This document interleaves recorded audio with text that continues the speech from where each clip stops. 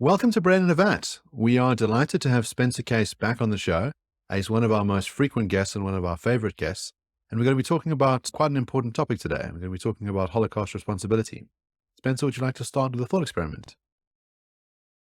Sure, this is a three-part thought experiment. So here's part one. So there is a German young man, let's call him Hans, who briefly but thoroughly falls under the spell of Nazism during the beginning of the Second World War.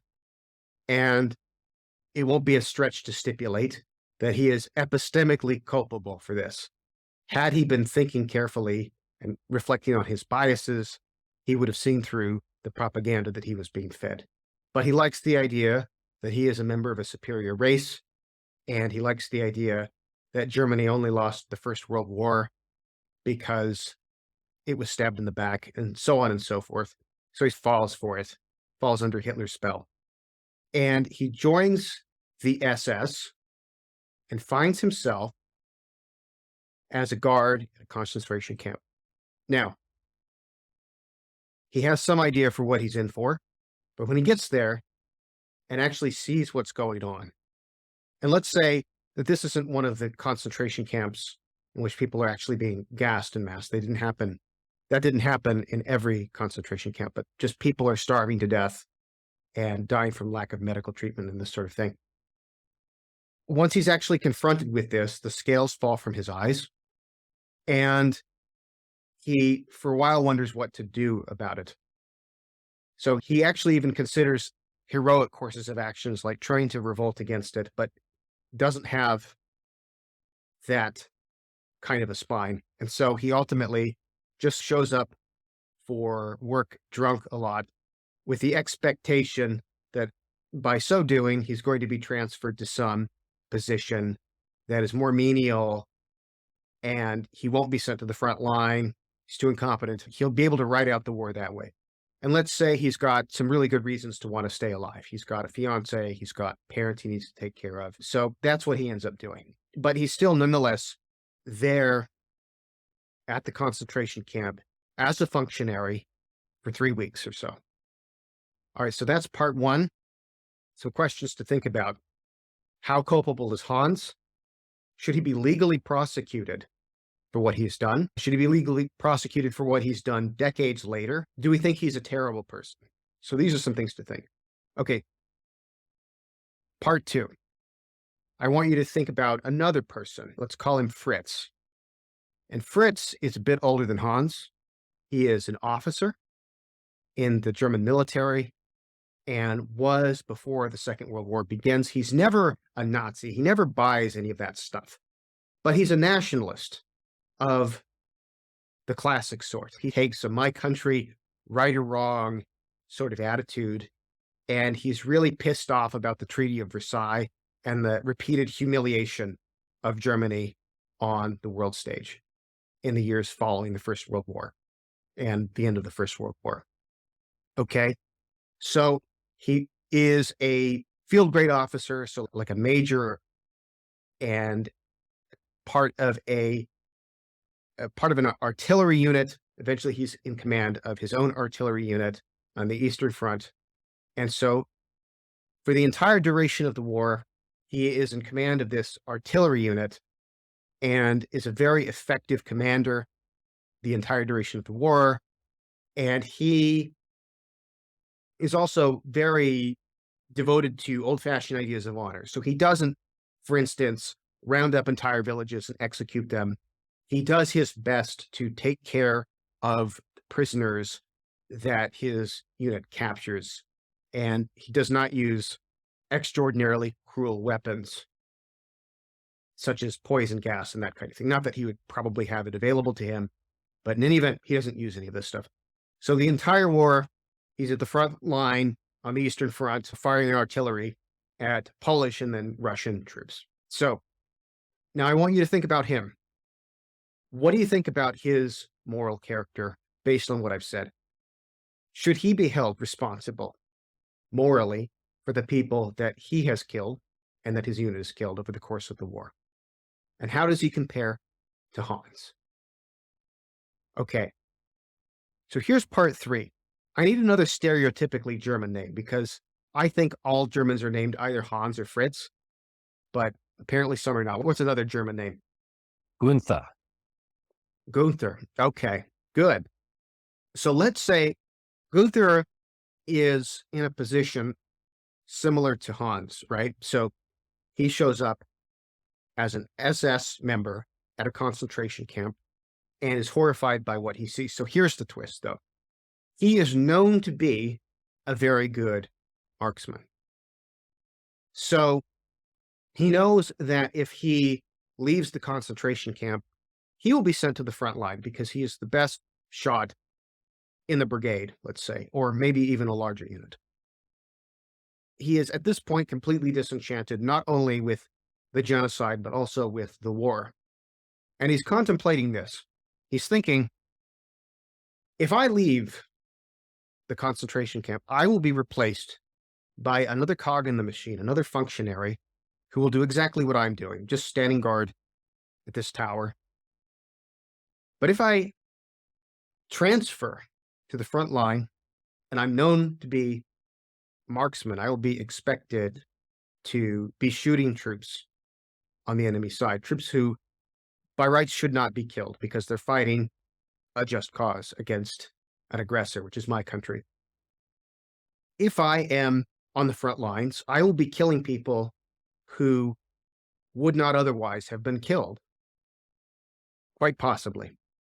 If I stay here, perhaps the same people would die who were going to die would die anyway. The only difference is it's me rather than some other guy on this guard tower. Now, question. What do we think of him if he chooses to stay as a guard at a concentration camp? All right. That's my thought experiment. So very interesting cases. I think what's going to be very important for the moral question is whether you're a utilitarian or a deontologist in these cases. So the utilitarian is going to say you choose the best of the available outcomes, the option, the choice that results in the best outcome compared with other choices. So let's just take Gunther, for example. So if he leaves his post as a concentration camp guard, he'll ultimately kill more people as expert marksman and perhaps do more damage. And in addition, someone will replace him in the camp and do exactly what he would have done in the camp.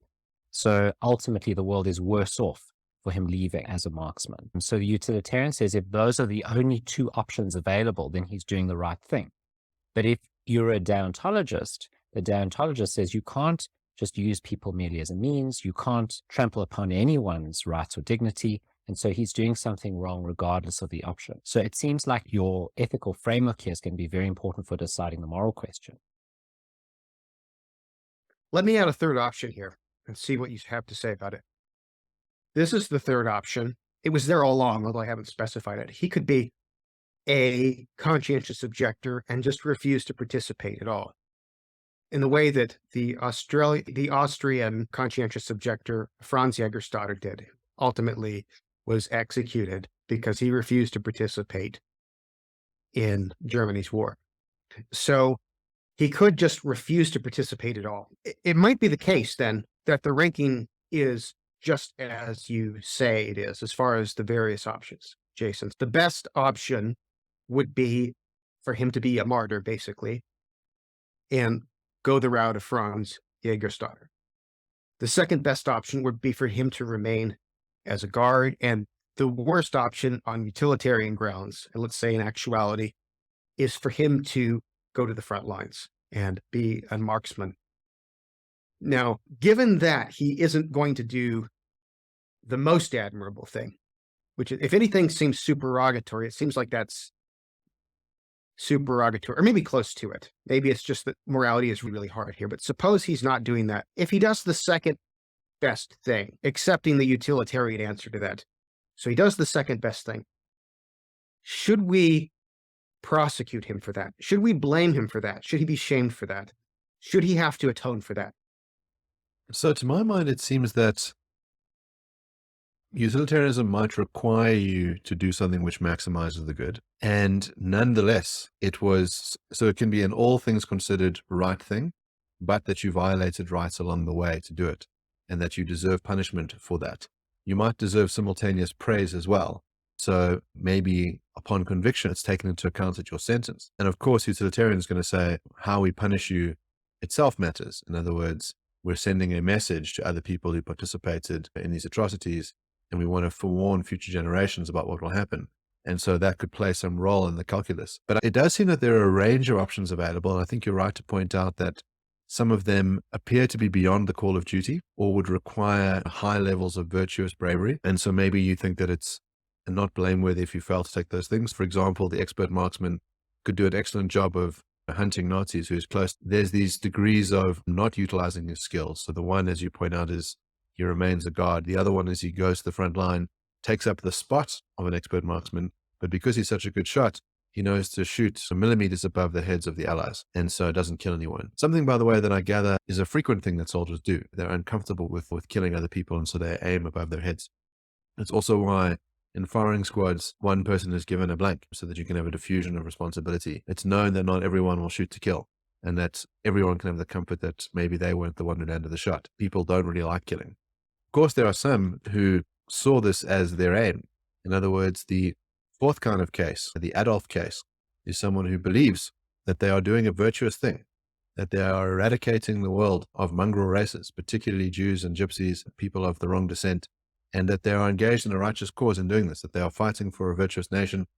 That it would be better if Germany was able to conquer the entire world and for the master race to triumph. Of course, they're just entirely wrong about their beliefs, but it seems interesting when we're allocating blame, how much of it has to do with what you do in the world, what you fail to do in the world, and what you believe that you're doing in the world, and whether your beliefs matter or whether we should just judge the consequences of your actions and the alternatives to those consequences.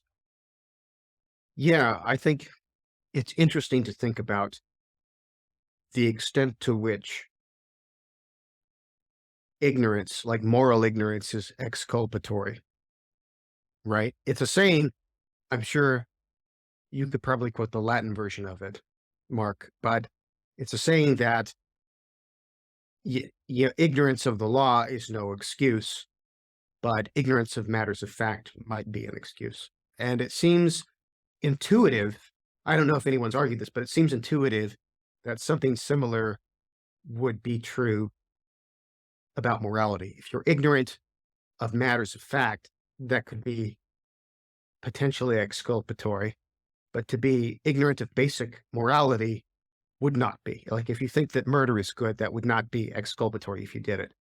However, even if you accept that distinction, there's quite a lot of Nazi ideology that is descriptive, is non-normative, right? So if you were a utilitarian and you had Nazi descriptive beliefs about the world, then it's easy to see how you could rationalize, like subjectively rationalize based on what you take to be the way the world is, the idea that we have to commit this mass atrocity as some kind of purification of the races or whatever. And what would you say then about somebody who really did calculate the utility in that way and was just really deceived about what the facts were? It seems like oops isn't good enough. It isn't, oh, well, I got bad information there, isn't quite good enough. What should that person's attitude be toward his own actions, even assuming utilitarianism is the right moral theory? Yeah, so utilitarians take a number of different approaches to solving problems like this, knowledge gap problems. So the crudest form of utilitarianism says all that matters is the actual consequences, regardless of your knowledge. So knowledge doesn't factor in. So what were the consequences of your action? Regardless of what you knew at the time, the consequences determine whether that action was right or wrong. And of course, there's big problems with that. So you get moral luck problems. So I'm driving down a road and I run over a child. Didn't know the child was in front of me. It was entirely by error. Or not error. Let's say I didn't do anything wrong. Let's say I didn't even go through a stop street. I just happened to hit a child and I didn't do it on purpose. I didn't know there was a child there. And I'm the truck driver. It seems like I'm morally responsible on that form of utilitarianism. So utilitarians have said there's other options. So one option is to say that your action is right, just in case you took into account the kind of facts that a reasonable man in your position should have known. You took into account those facts and acted upon those in a way that resulted in the probable consequences that would have occurred if the facts that, or at least the beliefs that a reasonable man in your position could have assumed were true. So that's the kind of account I want to hold. Now, it could be, there's interesting questions about what a reasonable man is, and there's interesting questions around whether I'm culpable for not knowing the things that a reasonable man would know in that situation. But that's the kind of solution I would want to give.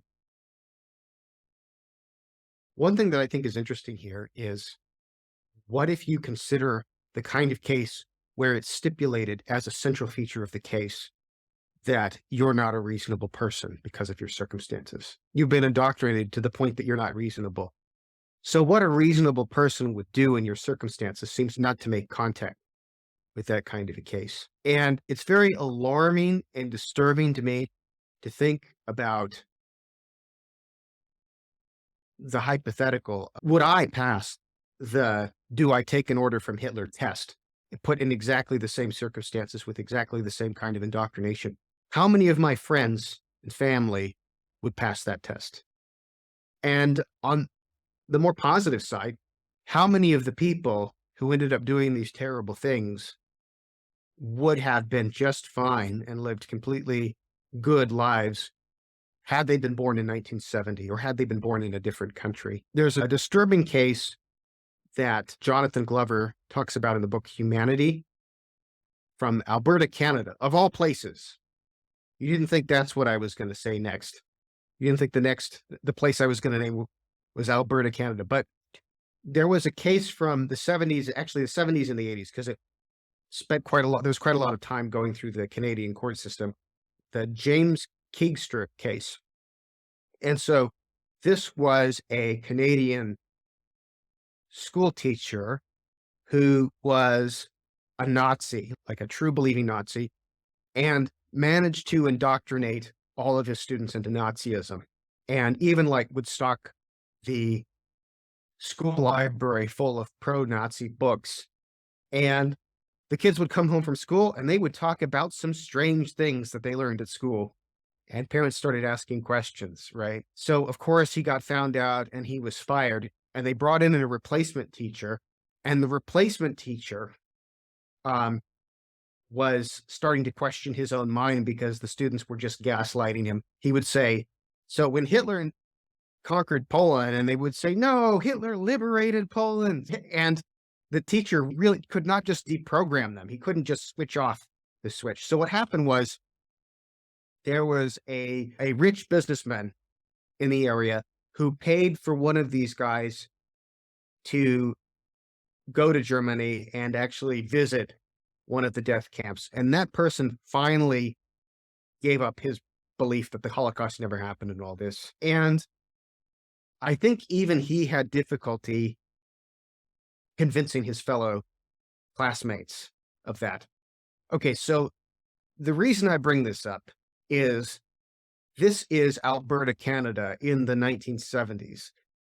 This was one authority figure, a single authority figure, this island of Nazihood in Canada, where there's nothing about Canada that would make it especially susceptible to Nazi ideology. It wasn't as if this was a group of people who had just lost the Great War and suffering in all of these ways, economically and in the sense of a national humiliation and all of it. This wasn't a population that was especially susceptible to Nazism. And it was only one authority figure, and it had that impact, that kind of an impact. So imagine then the effect that the entire apparatus of the state and the media and authority figures all aligning themselves on the side of this ideology. Imagine the power that has. It seems to me that it must be so powerful if we just take the Keegstra case and amplify that to the nth degree and imagine what that would be like, that I wonder how much we should hold people culpable who are under the influence of this. It seems to me that you can't expect very much of the population to bench press 400 pounds or something. And maybe it would be expecting too much of people to think that more than maybe 1 in 1,000 people can stand up to that kind of psychological pressure to believe something that's a lie. So it's interesting that you bring up Kierkegaard. I was in court yesterday acting for a client in a hate speech complaint, and I cited Kierkegaard's case. It's seen as the locus classicus in terms of defining what hatred is. There's this huge danger in that indoctrinating power when you can describe a class of people in terms where they become utterly detestable. That's the sort of line that's used in that judgment. And as I say, it's not just influenced Canadian law, but South African law, and is something that I cite in a lot of the litigation. But yes, you raised this problem of how seriously do we take people's ability to be rational? What does it mean to say that someone's been brainwashed? It seems like you can have the very extreme cases of it where you've kidnapped someone, that they're pushed a certain agenda, they've got no access to any other kind of information, it's all that they know, and they lose their own sense of self. And under those conditions, we might want to say they're not accountable for their actions. But I often think we're in a society where people's minds can change. One of the great examples of this is Megan Roper Phelps, who was part of the Phelps family, known as the Western Baptist Church. And they were famous for standing outside of soldiers' funerals and picketing them and saying that God wanted these soldiers to die because America takes a positive view on homosexuality. Said many hateful things. And she grew up in the church as a child, holding up placards. And ultimately, what she did was spend time on Twitter disseminating their hateful views until she met someone who engaged her, and they debated the merits of the views. And ultimately, they got married. She left the church, and she now spends her time talking about the danger of hate and trying to dissuade people from these sort of radical ideological positions. So there's a sense in which I think people have the ability to change their minds. It might be harder under certain circumstances, and maybe it plays some role in how we determine how blameworthy they are.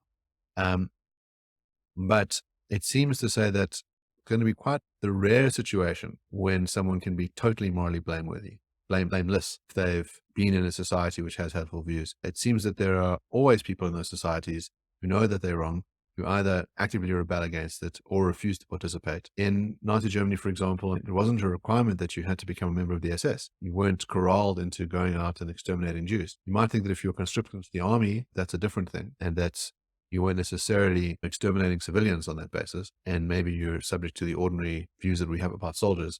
Although, of course, in our conversation with Jeff McMahon, he takes the view that you don't get any right to kill someone just because you're in the army, especially if you're fighting for the bad side. And so maybe you want to have moral culpability for those soldiers as well. Yeah, so a couple of different points here. I agree with McMahon about rejecting the moral equality of combatants doctrine, which is to say, I don't think that being a soldier in an army and having a uniform, being a uniformed combatant, gives you any sort of license to kill combatants, especially if what you're fighting for is an unjust cause. So I agree with him about this, but I think this actually complicates one of the things that Nazi hunters frequently say, which is that none of the SS people were compelled to commit atrocities. That's true.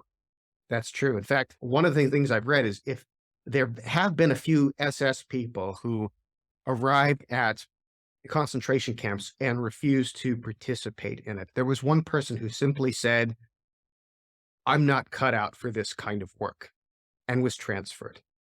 And apparently, people who said things like that, they were not severely punished. They were passed over for promotion and, get this, called names like Jew lover, which you have to admit would be pretty hurtful if you were a Nazi.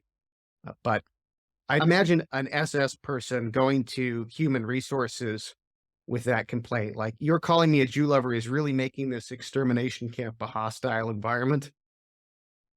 But indeed, people were saying these sorts of things. There were probably people who committed atrocities, or committed more of them, were more implicit than they would have been based on social pressure like that. However, what I think is being overlooked here is it's true that people in the SS didn't need to be in the SS, but if they weren't in the SS, where else would they be? They weren't going to be home on the farm or working at the family shop or something. They would have been participating in the war in some other way. And if McMahon is right that you don't have the right to kill a combatant fighting on the just side of a war any more than you have the right to kill a civilian, it's not clear why that participation would be better. So this claim, which is true, which is factually true, that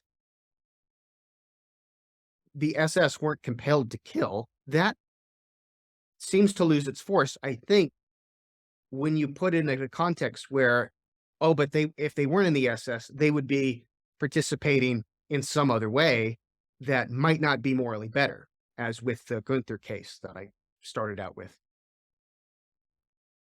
So it seems to me like a crucial question, coming back to your previous discussion, is the degree to which you are responsible for questioning the beliefs that are instilled in you by your peers, your authority figures, those around you, your family, your culture. It's an interesting question why, when so many people believe what they've been brought up to believe, there's always some black sheep. So there's always some people who disagree. You're talking to an anarchist, utilitarian, gay, polyamorous person who's questioned all of the beliefs that I grew up in. I grew up in a religious Jewish home that was very, very much inculcated around groups and group identity. I'm a strong individualist. I don't believe in the existence of groups. How is that possible? How can it be that one person questions and the others don't? So it seems at least possible that you can question. It seems at least possible that you don't have to believe what you've been taught. The example that you gave involves a whole lot of school children who were taught by a teacher. But the Nazis that we're talking about are adults. And those adults, it seems that once they've left school, once they've left childhood, they have some sort of responsibility to question the beliefs that they're given. So it seems like there's at least two different questions here. The one is, are they obligated and are they culpable if they don't question the beliefs that that have been driven into them? And the second is, once they've done that questioning and they feel that that the authority figures that have given them these beliefs were wrong, then what do they do? And that's a separate question. But I just want to focus on the first one. Why are you so sure that you're not culpable for the beliefs that you hold as an adult? I'm not sure of that. I certainly try to regard my own mind as if I'm culpable for error and that kind of thing. I'm sympathetic to W.K. Clifford's article in The Ethics of Belief that we have to treat all of our beliefs as if true belief was some sort of collective resource that we all have a responsibility to maintain. However, I have conflicting feelings about this when I think about people who are in truly bad situations, like truly bad epistemic environments. Now, Megan Phelps-Roper, who Mark Brook brought up earlier, she was rescued in that there was, miracle of miracles, a reasonable person on Twitter who reached out to her and engaged her repeatedly for a long time. Had that not happened, she probably would not have found her way, or at least if she had, it could have been many years later. So in a sense, it seems like somebody did a good thing and rescued her, but it's not clear that she could have found her way out of it by herself. So I have conflicting thoughts. So on one hand, I feel like I myself have to have high standards for believing rationally. At the same time, when I consider other people who are in dire epistemic circumstances, you might say, it curbs my retributive instincts toward them to imagine what that pressure is. And I think we ought to reflect on this question, which is, suppose it's the case, how much should the empirical side of things bear on this? Suppose it's the case that there is a kind of propaganda that is extremely effective. And we know this empirically. It's just empirically the case that it manages to completely convince and indoctrinate 9,999 people out of every 10,000. Knowing that makes me want to have some kind of mercy on the people who are not the 1 in 10,000, right?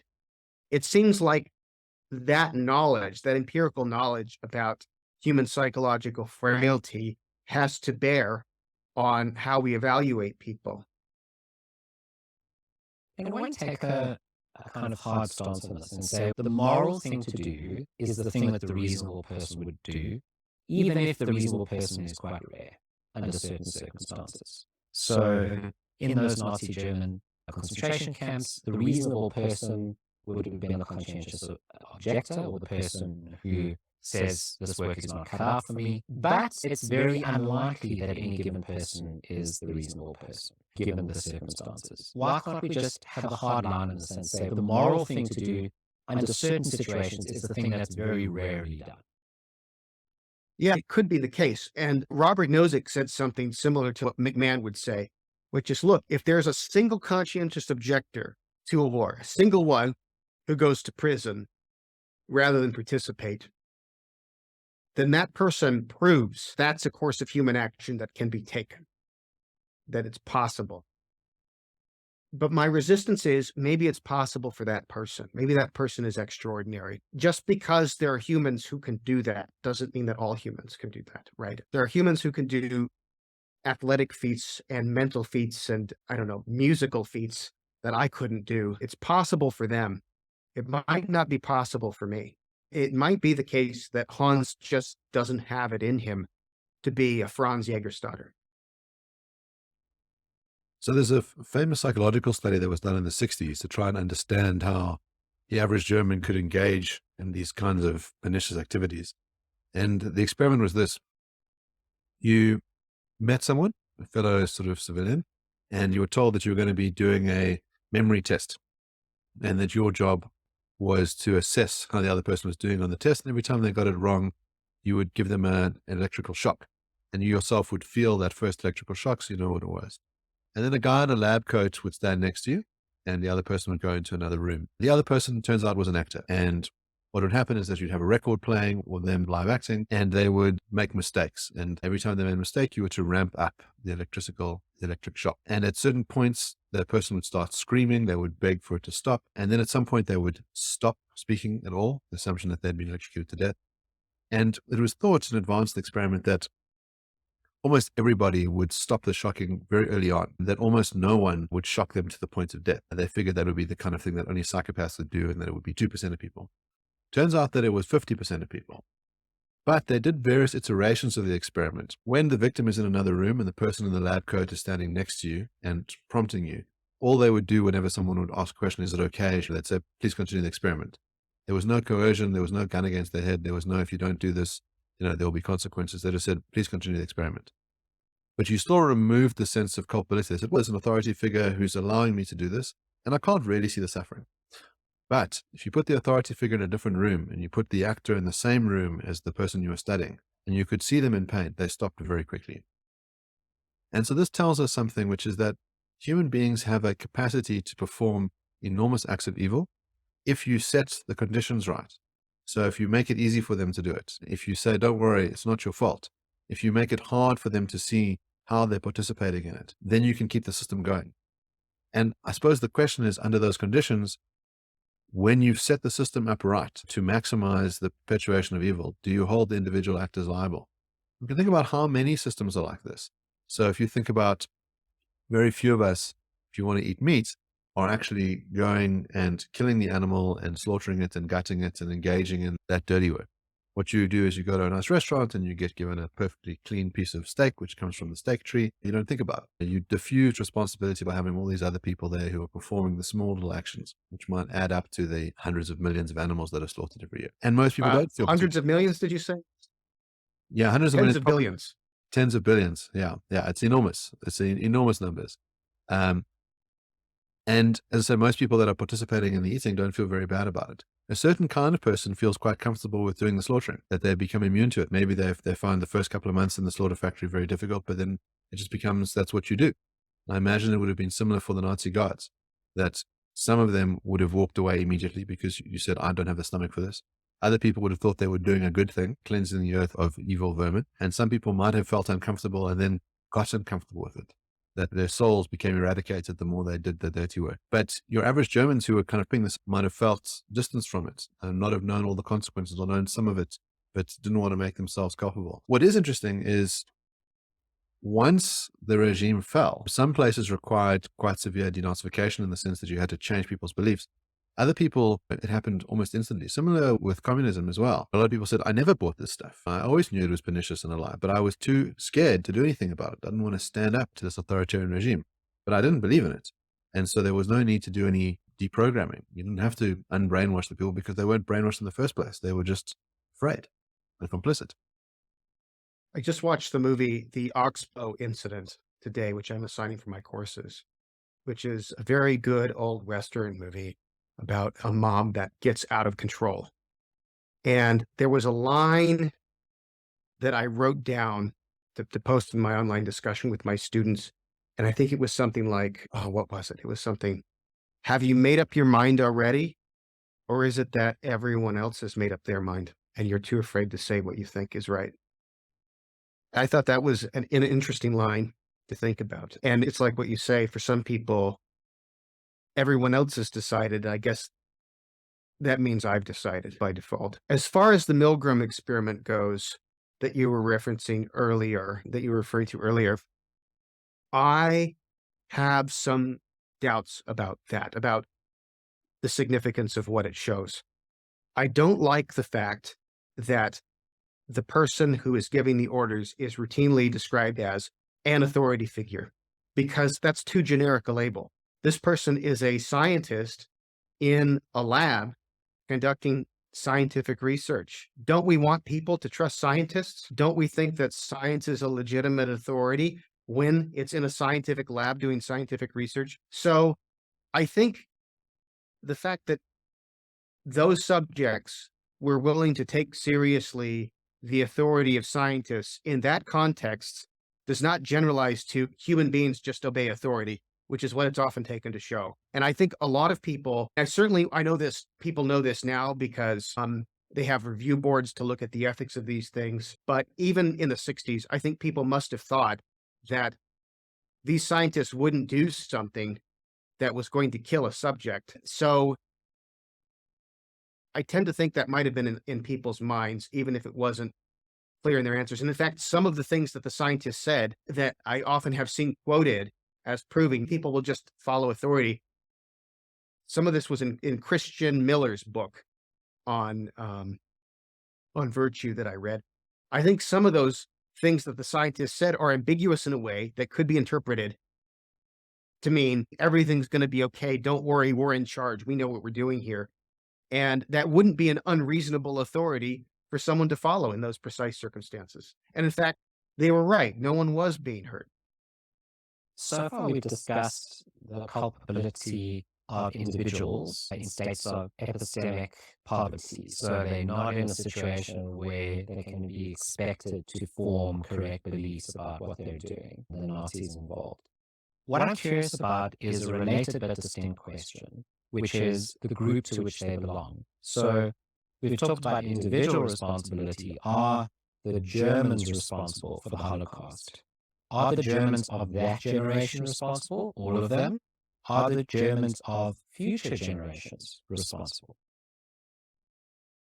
Well, I know what your answer is, Jason. You think there is no group, the Germans. Yeah, that's right. So on my view, the individuals involved are responsible, but not the German people. But I wonder, on your view, whether you're not committed to a group view on this, because you'd have to say something like the situation or the culture in which this occurred is partly responsible. It inculcated certain beliefs in people, which then drove them to perform these actions. So I think on your view, you haven't really given a view, but on a view that you've suggested here, that anyone involved in upholding that culture would be at least partially responsible. Well, I think I'd be willing to say that there is such a thing as group responsibility if it's reducible to individual responsibility. Maybe you can get on board with me as far as that goes. I think by group responsibility, I would take it to mean that in an area or in an ethnic group of people, there were a lot of people who did small things, small things to contribute to a culture that allowed the Holocaust to happen. Things like having the thought, what this person is saying sounds unhinged, and the thought, I'm not going to say anything about it because it might hurt my social standing. So if you have an entire country where lots and lots of acts like that are happening, mental acts, I think we can speak in shorthand to say, yeah, there's collective responsibility here, but we have to understand what we're really saying is there are a lot of individuals that meet this description nominalistically who, in fact, are guilty of this and that thing. In fact, collective responsibility as an idea has been exceedingly destructive and dangerous, including here. I'm finishing up this book called Orderly and Humane. I've been talking about it with some of my friends a little too much because it's just mind-blowing to me. It's a historical episode I had no idea happened until I was like 27, and I heard an NPR interview with this author. But it is a book about the ethnic cleansing of Germans from Eastern and Central Europe in the immediate aftermath of World War II, which is the largest ethnic cleansing that has ever happened. It wasn't a mass murder, but people were rounded up based on German ethnicity or having been heard speaking German on the streets and put into trains, packed in like cattle, and believe it or not, sent to some of the same concentration camps that the Nazis operated. Like those concentration camps, probably all of them you might have heard of, stayed open for the next several years, and they were collection points for Germans who were being shipped back to Germany en masse and just dropped there and then denied aid once they arrived, most of which were women and children. And they also set up little camps that were sort of re-education camps, supposedly just to collect people so they could send them out. Anyway, I highly recommend this book, R.M. Douglas, Orderly and Humane, because it's a chapter that the Allied countries have preferred to forget and have, in fact, almost forgotten. But it goes to show what happens when you start to think in terms of collective responsibility. Wow, this is an anti-Nazi, anti-fascist kind of thing, or that was the motivation. But boy, are we not coming close to resembling the enemies here and thinking like, we're so anti-Nazi that we're going to round up people based on ethnicity and put them on trains and put them in concentration camps. That's a little mind-blowing that happened, but it did. Yeah, I think that there's a huge danger in lumping a group of people together and holding them responsible for actions performed by others who happen to speak their language or look like them. And there's a sense in which it's understandable because there's so much rage for the wrongs that are perpetrated. But to inflict it on innocent people is, of course, repugnant. But there's also the danger that in fighting an evil enemy, that certain means are seen as available. So we think about the bombing of Dresden. It's 300,000 Germans were killed, and really as a means of terrorizing the German population. You killed civilians on that basis, destroyed this historic city. There seems to be something unjust about that. And there's this worry that you end up creating these cycles of violence, that if we think that part of the reason why you had the rise of the Nazis was because of the resentment from World War I, as you started off in your thought experiments, there's a danger if you keep isolating people and attacking them and vilifying them, that they will one day rise up and hurt you for it. What's interesting, of course, is that Germany is the powerhouse of Europe at the moment, and part of that probably has to do with the Marshall Plan and trying to build Germany up to be an economically viable place and not exacting vengeance on them. But there's another interesting sense in which the German state is held accountable for the crimes committed by Nazis, in the sense that it pays Holocaust reparations to the state of Israel. And it seems like you can hold a number of different views. The one is that the individuals who performed some atrocious deeds are themselves accountable, that members of that generation who didn't perform the deeds might nonetheless feel guilty on behalf of that, guilty in the sense that they say, I was a member of this group and my peers did these horrible things. In the same way that you could feel a sense of pride when your nation does something good, when your nation wins a soccer World Cup or something, you say, I'm so proud of my team. You might feel guilty given what your peers did. You might think that even though the Nazi state ceased to exist at the end of World War II, that the new German state had some obligation to make up for the crimes of the past and to pay reparations to the victims. It's not a perfect justice in the sense that not everybody who was involved in perpetrating those crimes is being held liable, and some innocent people are being made to pay. But clearly, the victims deserve compensation, their families deserve compensation, and the idea of building up a Jewish state so that you can ensure that another Holocaust doesn't happen again is a good, noble goal. And Germany paid reparations for a very long time, and Israel and Germany continue to have good relationships. I mean, that's one way of ensuring that you don't have these further atrocities committed down the line. So, Mark, I think your numbers are off for Dresden. I think it was only about 20,000 who were killed in the bombing of Dresden, not 300,000. But there were other bombings. That wasn't the only one. Hamburg, there was a bombing. The single deadliest one in World War II, pretty sure, was the firebombing of Tokyo, which I believe killed 105,000 people. And so that was actually deadlier than either of the atomic bombs dropped on Japan, but not both of them together. So as far as reparations go, I think, yeah, you could think of it differently in terms of paying reparations to individual survivors and their families. That, I think, is the easiest case of a reparation because it's people who have been directly harmed by a particular state action. More complicated is a reparation from one group of people to another group of people. And the existence of the state of Israel simplifies that a bit because there's a state that is supposed to represent that group of people.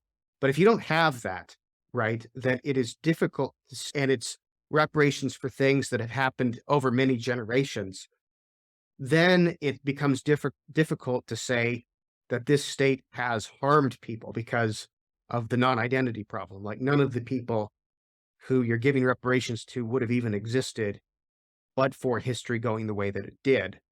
So it's difficult to say that you've harmed them if their lives are worth living. I don't think that's a neat little philosopher trick that can be gotten around in an easy way.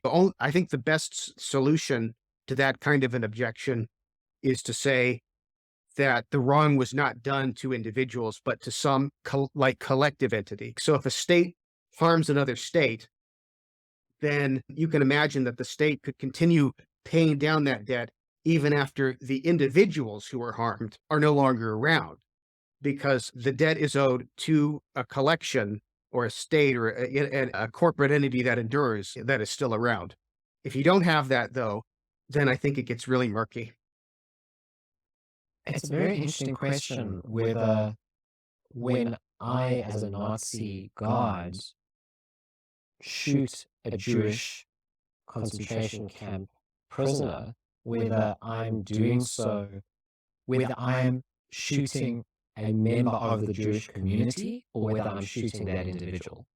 And it seems like my intentions matter, and it's going to be very difficult to know what the intentions of all of those guards were, especially those who are in the position where they didn't really want to be doing what they're doing, but they feel like they have to. So it's going to be very hard to characterize the whole phenomenon as the Nazis committed this atrocity against the Jews rather than this individual committed an atrocity against that individual, or this individual committed an atrocity against the Jews. But to characterize the whole thing and then as one phenomenon, as a singular phenomenon, which then deserves certain singular reparations of the German government to the Israeli government, seems like a problem. It seems like it smooths over complexities and facts. There are many complexities here. So one complexity is, even of all the people who were killed in World War II due to things that the government of Germany did, how many of those get to count as being members of the Holocaust? Not at all a straightforward question. So you've got people who were murdered in death camps, actual death camps. And then you've got people who died on transportation on the way. And then you've got people who were killed in the mobile killing squads.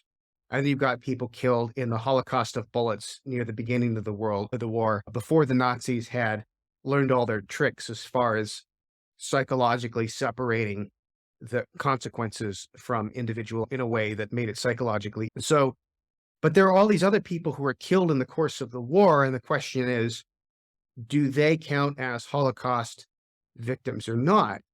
And that turns out to be an important question because their symbolic status of as being a member, like claiming Holocaust victimhood. It's like highest. This is a kind of a crude way of putting it, but I don't know of a better way to put it. It's the highest victim card you can play, Holocaust victim group. So they're like much smaller groups. For example, there was talk about gays as Holocaust victims, and many gay people were killed in the Holocaust, although probably there were more people who were killed who were gay because they had some other identity than because they were gay. And there are questions about what the Nazis' motives were for killing homosexuals. So some of what I've read suggests that this was just a really convenient way of getting rid of political enemies. It was a crime committed in private. It was hard to disprove. And so it could have been just a tool that they employed to get rid of people they didn't like. So it becomes really tricky when something like the Holocaust has all of this symbolic value. Who can say my group was targeted as a member of the Holocaust? Although morally, you think about it, if we all know that all of these people were murdered, it seems curious that it would matter. Do we call that murder a part of the Holocaust, or do we say it lies just outside those conceptual boundaries? So psychologically, I can understand it. Morally, though, it doesn't seem like there should be a lot of stake there.